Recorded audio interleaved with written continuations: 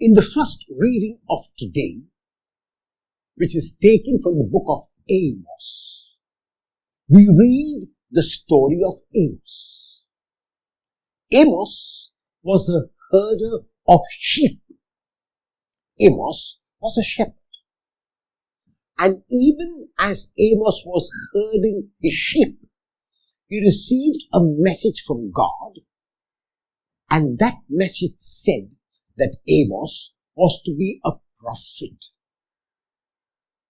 The word prophet comes from the Greek propheme, which means to speak on behalf of God.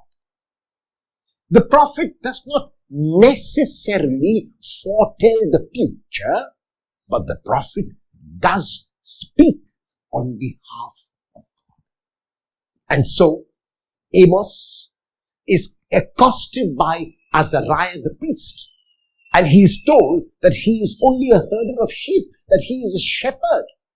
And Amos says, yes, that is true, that is my occupation, but I have been given a vocation.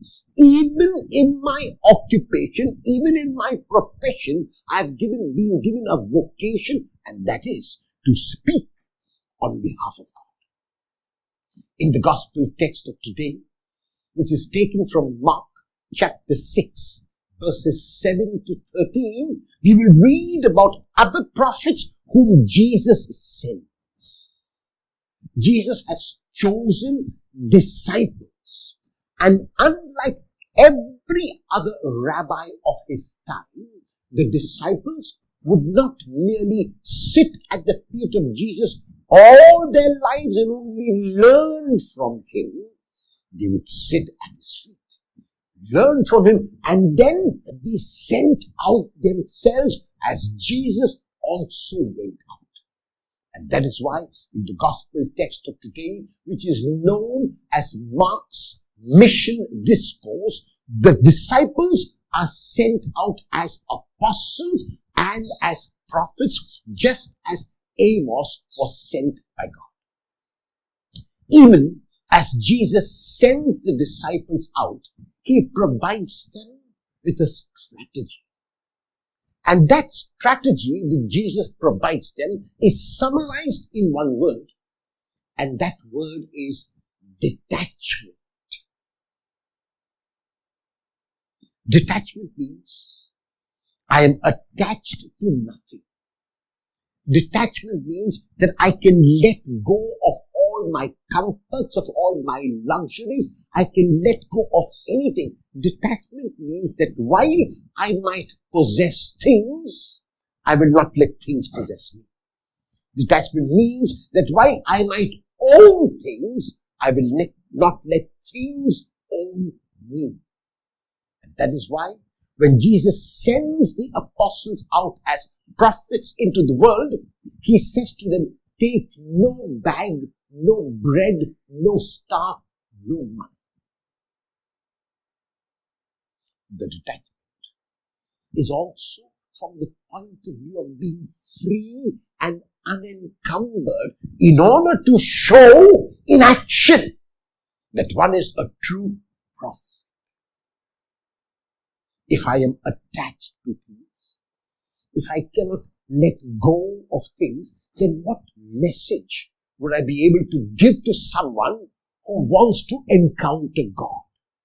And that is why this strategy of detachment, first from the externals. The second strategy, again of detachment, which Jesus gives, is from the outcome of mission. When he tells his disciples, if there are those who will not listen to you, do not worry about them. Your job is not that they listen to you. Your job is to communicate God's love. As a matter of fact, the more you love, the more God's love will be communicated. So even if they do not accept that love, do not worry about that, because that is the result of your missionary work. That is the result of your prophecy, and the result of the prophecy is not in our hands, but in God's hands. And so the disciples move out, and we are told that the disciples are successful in mission because they followed the instructions of Jesus. Like Amos, each one of us is engaged in a profession or an occupation, either self-employed, employed by another, in this field or in that field, and all of us have got our jobs to do. But even as Amos had his job of herding sheep, he was given a vocation. So within our occupations, within our profession, we are also given this vocation. And the vocation is, as disciples of Jesus, to communicate God's love. And we communicate God's love by showing in our own lives that we are detached persons, that we don't hold on to things, that things do not possess us, that we can let go, that we can be generous. We are not accumulators, we are not gatherers, but we are givers. We are responders. This is how we show God's love. And if there are those who do not want to accept this love, if there are those who close their ears and their eyes and their hearts to receiving this love, it does not matter, because we have learned through the instructions of Jesus even to be detached from the outcome of mission. Our job is not to focus on what will happen after our engagement in mission. Our job is to engage in mission boldly, like Amos did, boldly like the disciples did. Both of them were successful in their mission.